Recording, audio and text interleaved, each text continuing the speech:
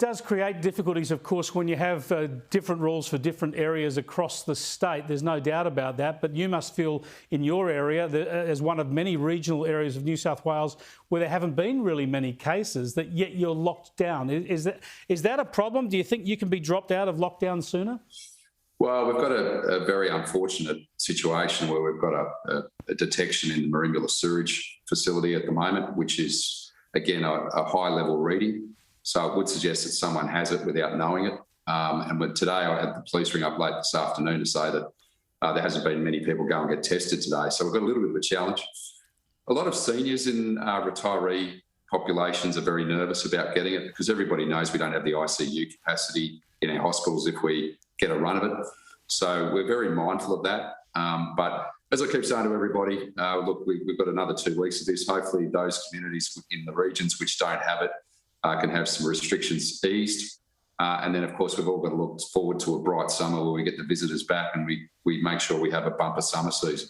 As you probably would have heard in my opening editorial, I think your government and the Premier Gladys Berejiklian is definitely moving in the right direction. The rest of the country will follow her in looking to open up at 70%, in offering incentives for people who are fully vaccinated.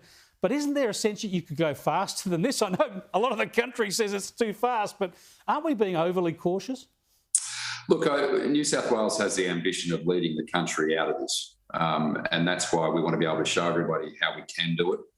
And that does mean a staggered approach to how we open up industries, how we open up schools. We've got to give a bit of hope, which is what the Premier did today in terms of saying to those who are vaccinated, you'll be able to go and see loved ones outside in the middle of the month, because we know that the chances of catching it outside are next to none. But it's obviously really important that we continue the vaccine rate that we do have in place.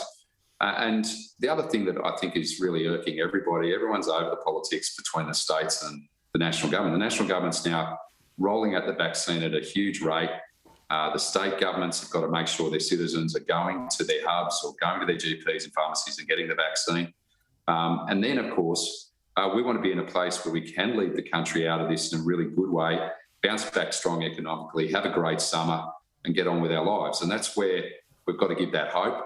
I think that everybody's just fed up with the federation politics that we've seen on display. And well, just on that, I think you're absolutely right. People are fed up with that interstate bickering. Now, you've got people like me urging you to go in the same direction, but maybe a bit faster if you can. But you're getting this sort of comment from interstate premiers. Have a look at Mark McGowan.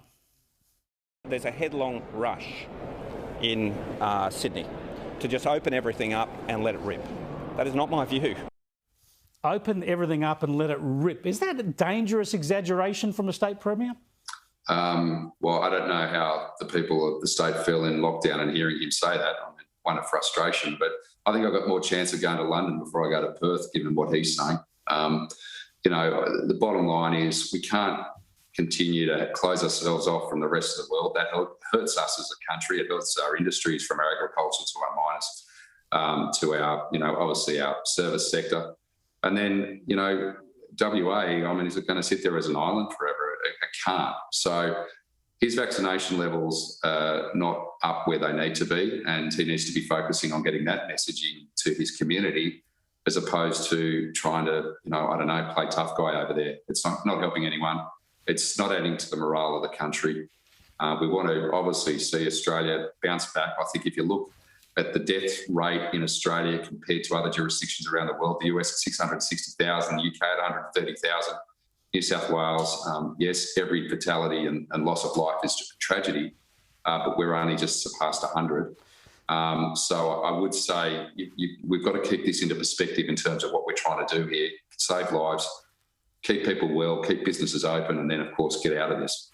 Indeed, as a nation, we are yet to hit 1,000 fatalities over 18 months. So globally, it's just an outstanding performance. And thanks for joining us, Andrew. You and your constituents down there had a hell of a tough time with the bushfires, and let's hope you bounce back over the summer, as you say. All right. Thanks, Chris.